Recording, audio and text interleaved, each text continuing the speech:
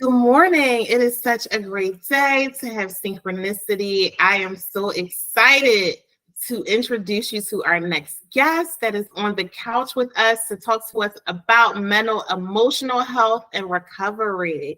Good morning, Lorilee. Thank you for joining us today. How are you? Good morning. Thank you so much for having me on your program. I appreciate it. No, thank you. We are so excited to share with you today. And I just want to jump right in and talk to you about first, introduce yourself. Talk to us about who you are and some of the things that you are doing.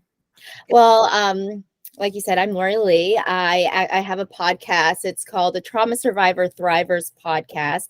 I also have a magazine. It's called Authentic Insider, where trauma survivors share their stories.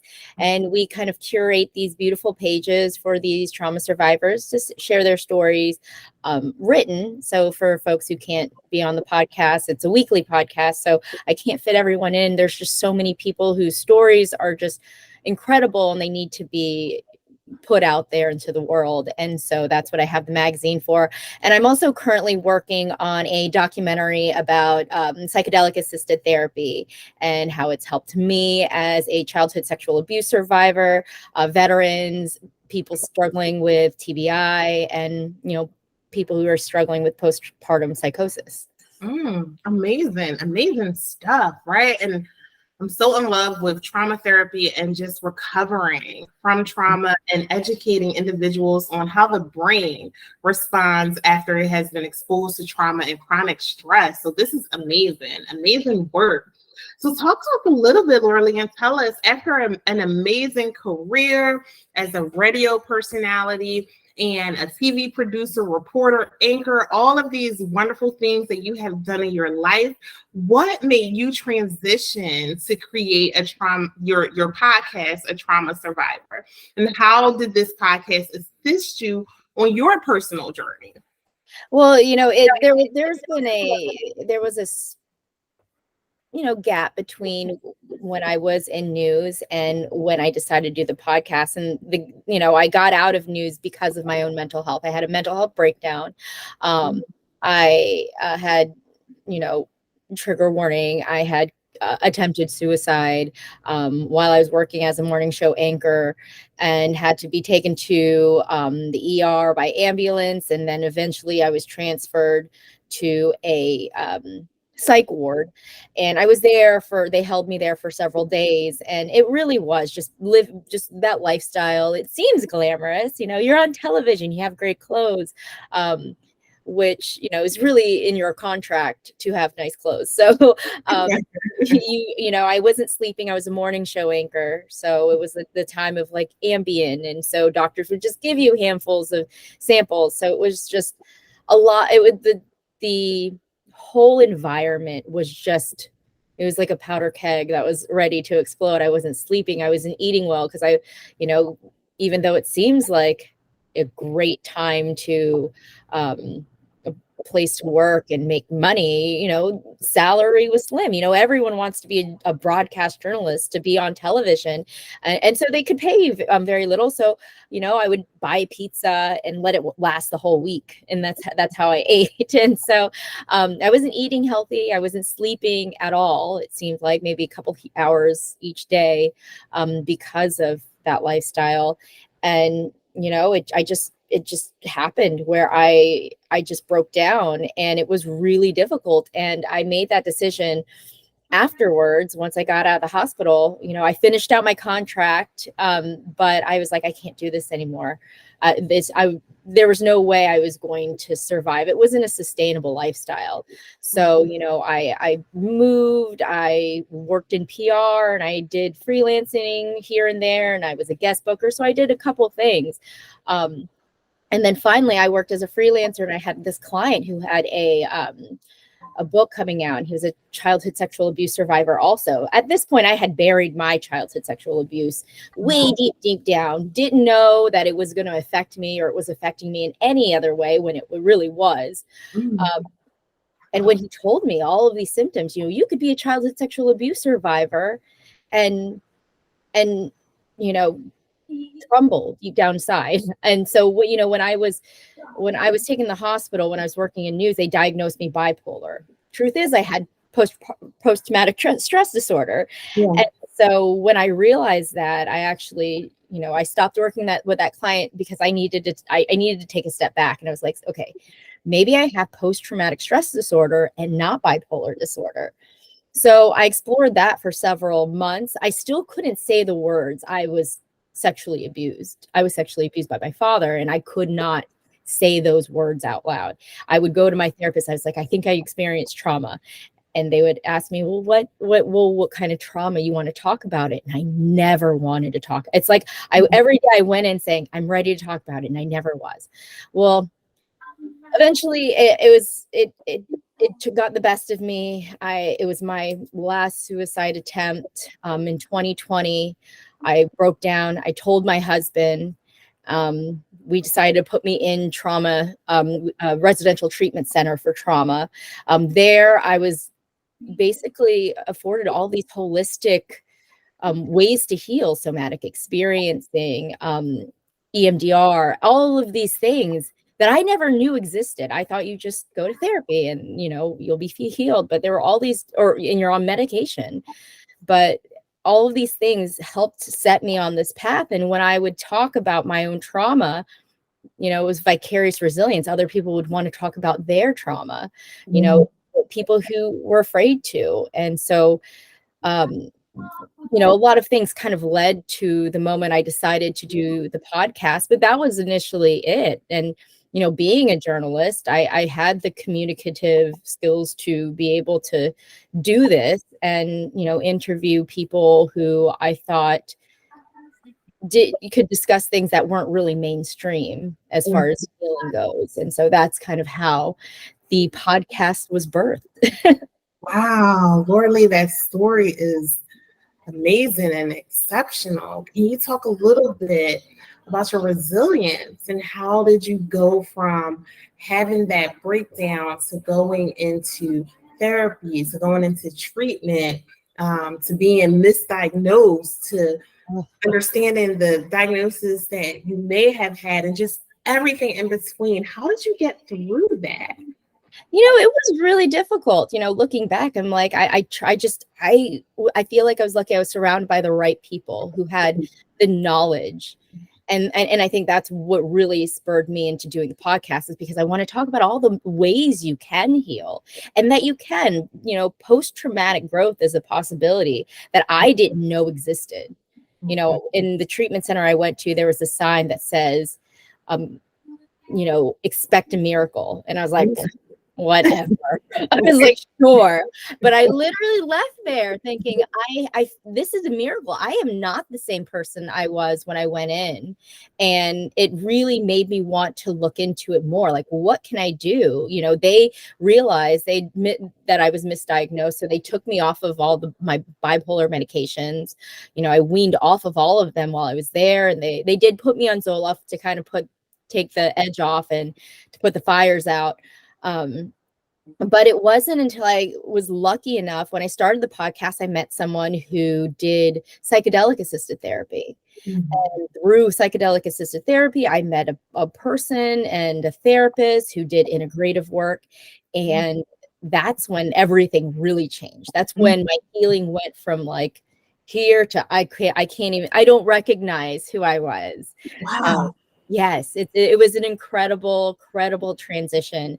And it's the work that psychedelic medicine can do is just beyond words. It's beyond, I could never imagine. And it really has changed my life. And this is why, like, this documentary is so important to me, because it's like more and more information needs to be put out there, but also psychedelics aren't legalized, and in many parts it's decriminalized in the US, but it is a problem, and I feel like we need to look into that more.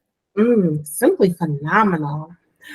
Thinking about trauma, could you speak to us a little bit about trauma-informed care, and why would you say that's important, and how did that help you on your journey?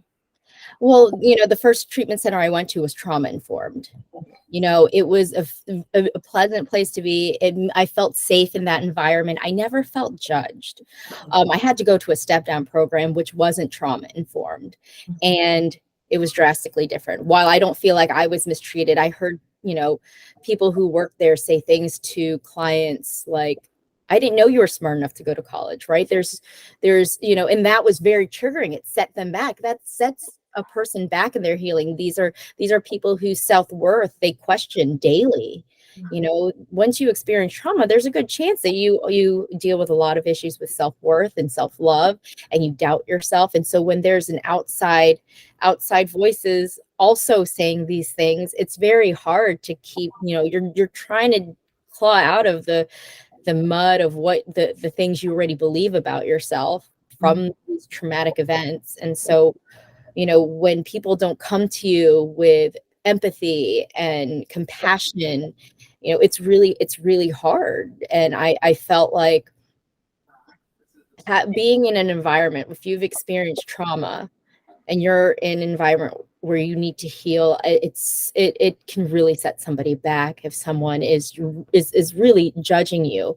I think Oprah said, it was her book, What Happened to You? So when we look at somebody, they're there for a reason. And instead of judging them, instead of being like, they're crazy, they're messed up, it's good to know what is happening. Why are they here? And I think being curious is a part of trauma-informed care, is being curious and compassionate about people's circumstances. And I think that's a great way to help people on their journey towards healing. Yeah, really good stuff, right? And the reference to Oprah's book, amazing, right? What happened to you, you know?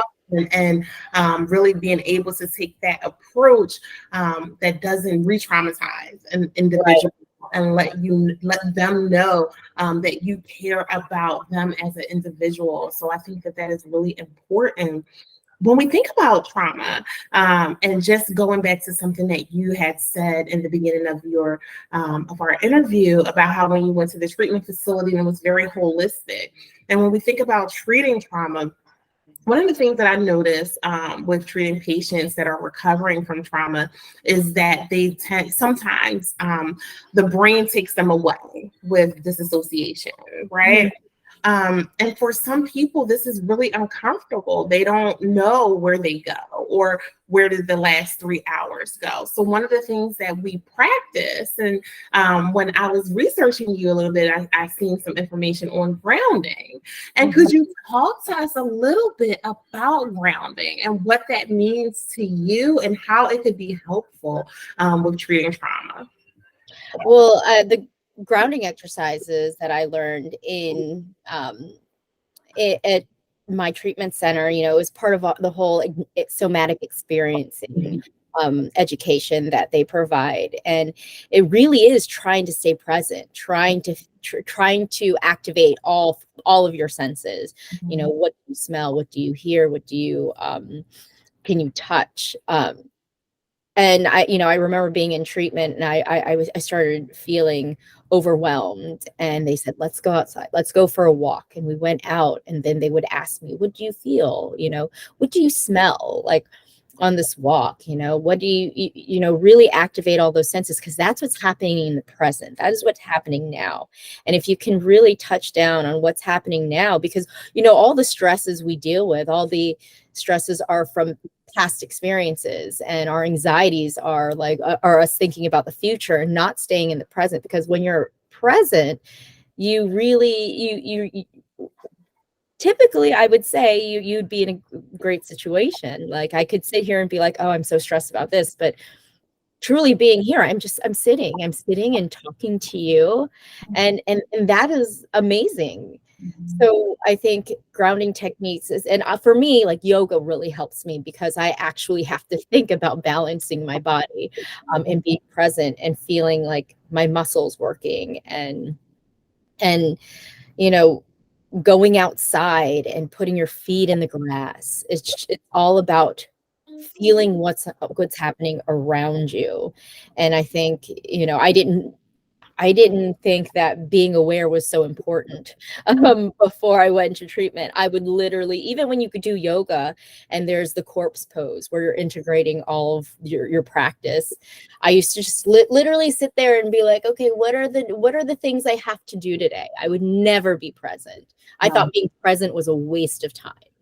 And so when I realized the beauty of being present, it really cut down on the stress and anxiety of what is not happening. You know?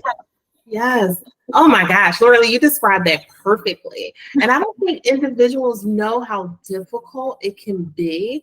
A lot of us, we spend our time in the past or we spend our time in the future, right? And I told some clients, living in the past can be depression, living in the future can be anxiety. So what's happening right now? What's happening in this moment? And it's really difficult for a lot of people to stay in the moment, right? Their thoughts really take them down this rabbit hole. So you explaining that was amazing, and just the different grounding techniques like yoga that someone could kind of cleave to help them through some of those stressful experiences. So thank you. Yeah. So what would be your definition of healing, right? We know what healing means, but if you were to have Lorilee's definition of healing, what would that be? Lorilee's definition of healing. I believe that it's becoming whole again, right?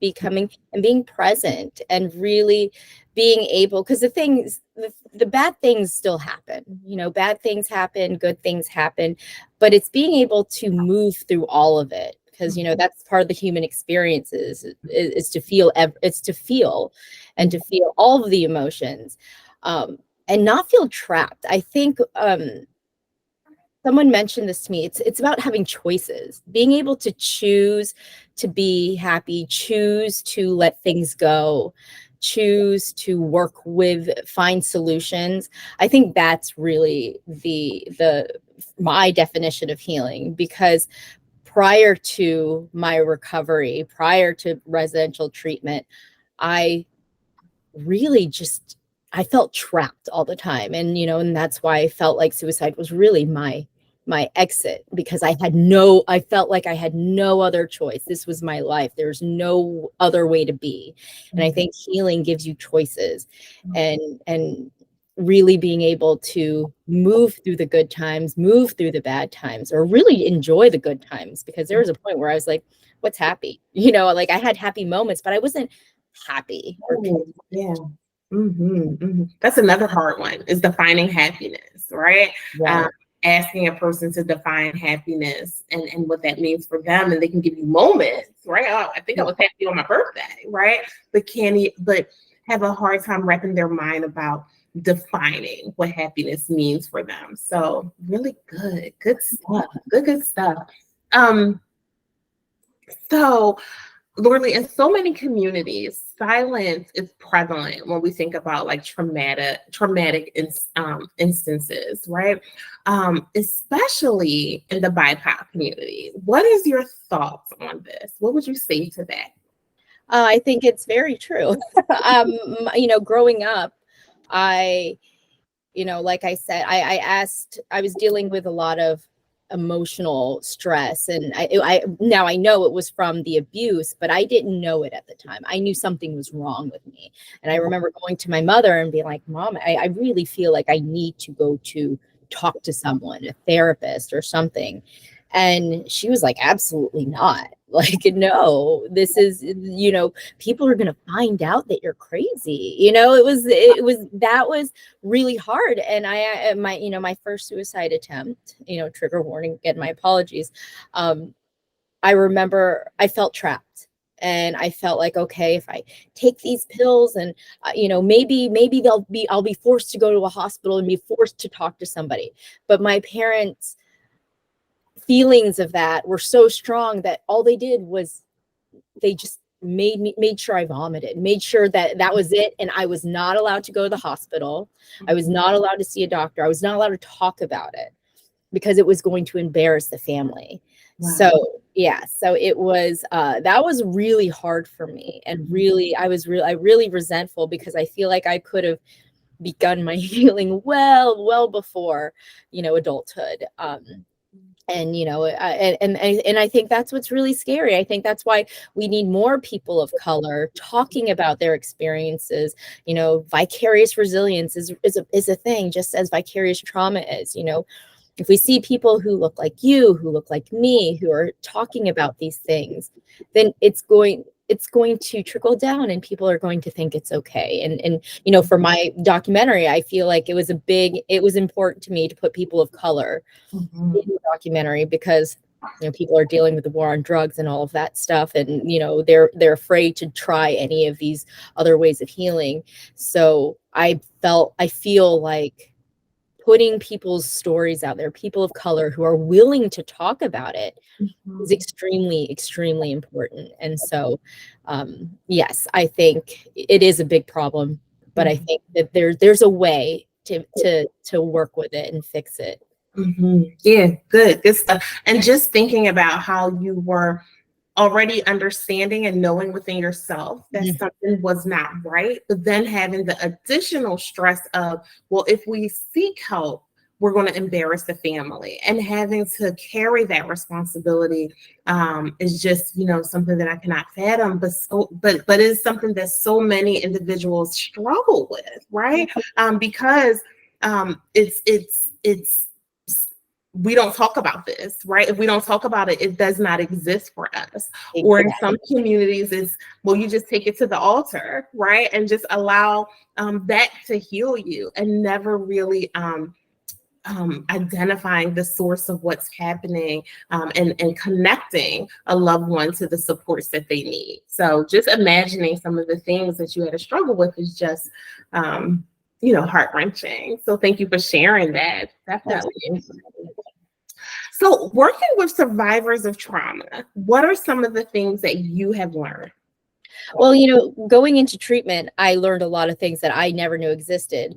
Talking to trauma survivors, I'm still learning so many methods of healing. It's just incredible. I mean, I can't even name it. I have 100 episodes, and a lot of them are a lot of different things, a lot of different really non-mainstream ways of healing. And most of them are holistic. So I feel like I'm learning so much from these survivors. It's learning every time I talk to somebody something, and it helps me. It is my vehicle to heal. A lot of these things I try myself, because I'm on my journey to healing, right? Am I healed? No, I feel like healing is an ongoing thing, and it's good to try different ways of coping. So talking to these trauma survivors has been really just a blessing to me, and I hope to elevate their voices, because they deserve to be heard. They have important things to say. Yeah, that's funny, because that touches my spirit. Because being a therapist, I feel like talking to my clients is therapy for me, right? And so they're always so thankful, that for the safe space. And I'm like, no, thank you. And they probably don't even understand what I'm saying by that statement. But just being here in this space with you has been therapeutic to me. So definitely can attest to what you're saying. So you mentioned psychedelic assisted therapy. Could you tell us more about that and how it's helpful, especially with working with survivors, how it could be helpful? Well, just so many things, right? There's just such a stigma around psychedelics. A lot of misinformation out there. A lot of people are like, oh, it's just another drug people are going to abuse. Nobody wants to abuse psychedelics. Like, I feel like once you've experienced psychedelics, you're like, I'm good for a while. I mean, I was on Zoloft, and after my first, I was on Zoloft and Adderall. And after my first psychedelic experience, I was able to get off the Zoloft completely. Wow. 4 months later, I did another session. I was able to get off my Adderall. So I am not on any medication right now, when I had been on medication since I was 13 years old. And so this has been an incredible healing journey for me, because I've learned about the behaviors. My first psychedelic experience, I was sexually abused by my father, but in my first psychedelic experience, I saw his childhood playing out like a movie, and I realized he was abused as well. And I was able to just muster up that compassion because I was angry, and and that anger filtered out towards my children, towards my husband.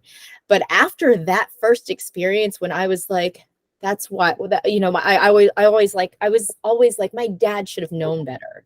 Mm-hmm. But then I realized, like, he experienced that he didn't know better. And so while he's not active in my life, I let go of that anger. I was able to let go of it. And just that one first session, I saw how I treated my children differently. I saw how I treated my husband differently. I didn't get angry so easily.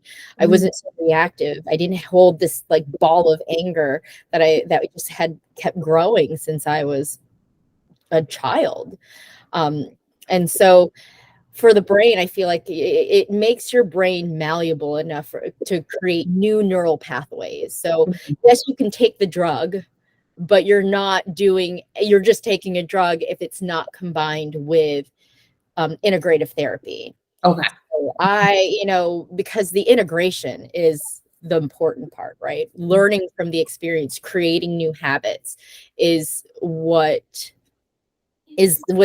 really what changes the game, right? Like if there's this neural pathway that goes from, this is how I'm going to react to this situation, and it's like carved this, it's etched in your brain, like, this is how I behave, this is how I cope with this emotion. But then when you do psychedelics and it creates a new pathway, well, I can start doing box breathing, or I can just step away, or I can do all of these things. That changes everything. You're not as reactive. Your emotions are not as explosive. At least mine was very explosive. And so after that, things changed immediately. And I worked with that for a very long time. And it really can also help with addiction. And what a lot of people don't know, the person who started AA actually started it after an LSD session back in the 60s, 70s. And so that was, they're using it, they're seeing the amazing results of how it helps people who are struggling with opioid addiction, and its immediate effects. So I feel like it's beyond. I feel like there's so much amazing work out there that people are finding out with psychedelics. And I feel like, we really need to talk about that as well, and get rid of the stigma and all of the misinformation that was filtered, Yeah. Wow. Right. And so what one of the things that I'm hearing and taking away is that through this treatment, it almost gave you empathy for your father, which then allowed you to forgive and let go of some of the negative emotions that you were feeling that helped to propel you on your journey. Wow. Yeah. That's simply amazing. Right. It's like, wow. Yeah. And so was that after one session, or how did after one? And yeah, after one session, there was I was able to get off medications. I mean, I think the list of what I've learned from that first experience is long, but those were the two main things. I was just like, whoa, I wasn't expecting that. Wow, that is something, Lorilee. Thank you for sharing that. So what stress reduction techniques do you currently utilize? What are some of your go-tos that kind of keep you centered and keep you grounded and kind of keep you going forward with this work? What's your go-to? Well, I breathing. I feel like I tell my children this also. It's just breathing, because I can tell when I'm tense. I'm like not breathing. I'm like, what's happening? So it's just constant being aware of my breathing, but just being aware in general of what is happening when I'm feeling a little overwhelmed. Why? Where is this emotion coming from? What am I really, really overwhelmed by? And can I do something about it? And I think that has psychedelics has also done that, has helped me become more aware of like step back, like, and take a look inward and see what is happening that's making me feel these certain ways.